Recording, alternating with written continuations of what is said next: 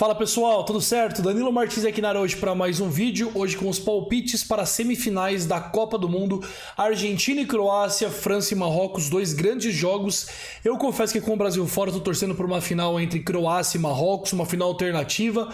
A equipe da África, o Marrocos, chegando à primeira final na história, já conseguiu o feito de chegar à primeira semifinal, uma seleção africana chegar à primeira semifinal de uma Copa do Mundo.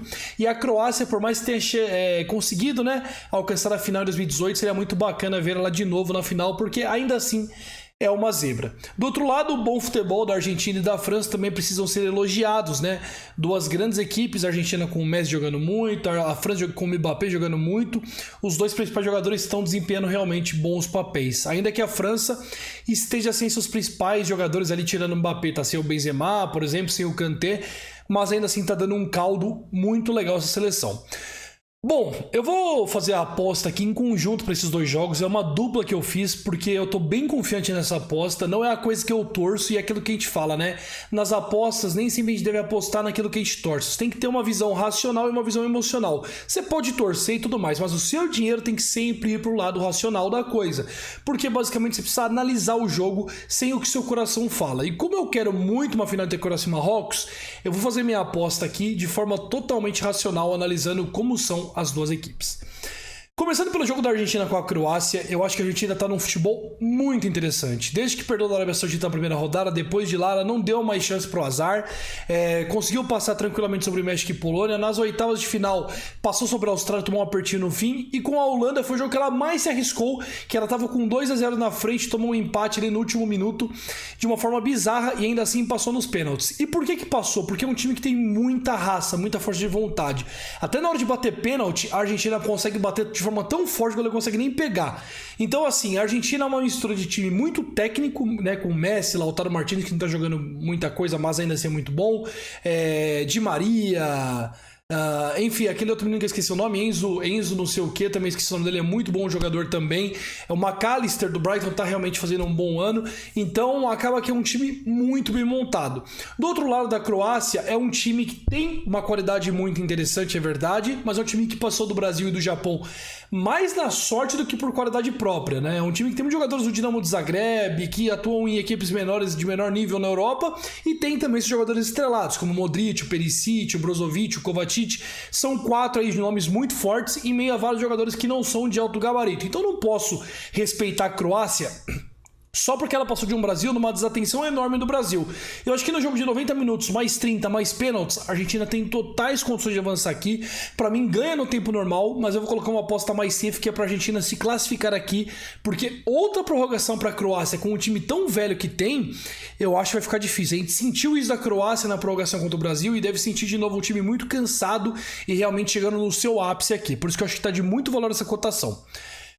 No jogo da França com o Marrocos, é um jogo mais fácil para a França teoricamente, mas eu acho que o Marrocos pode dar mais trabalho para a França do que a Croácia para a Argentina, porque o Marrocos está fazendo muito bem a linha de defesa, é um time que conhece muito bem o futebol francês, os jogadores do Marrocos atuam alguns no futebol francês ou alguns têm formação no futebol francês, ainda que não estejam lá, porque a França colonizou o Marrocos, então muitos marroquinos nasceram na França, viveram na França ou têm pais na França, então com isso o time de Marrocos tem um DNA muito francês no seu estilo de jogo.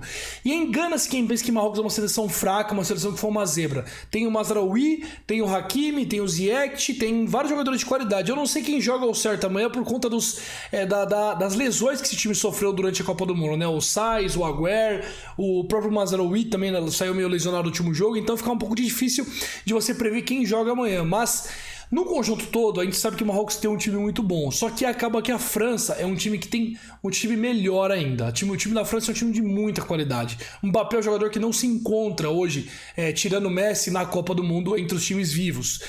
O time da França tem uma solidez tática muito interessante, até muito por conta dos desfalques que teve. É um time que, com menos qualidade técnica do que deveria ter com Kanté, Benzema e tudo mais, conseguiu se sobressair através da tática e através do aspecto união. É um time muito unido, que fechou no objetivo de vamos superar os desfalques, vamos superar os lesionados e vamos provar que nós, alguns reservas, conseguimos dar conta do recado.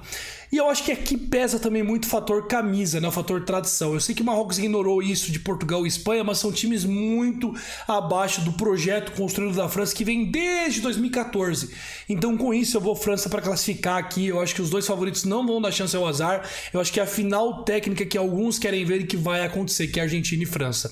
Eu gosto, sim, da zebra, mas eu acho que aqui é um pouco mais complicado. Esse bloco defensivo do Marrocos, se ele for destruído no começo do jogo, ou até no primeiro tempo, até no segundo tempo, eu acho difícil ele dar a volta por cima, porque é um time que não se acostumou a tomar gols.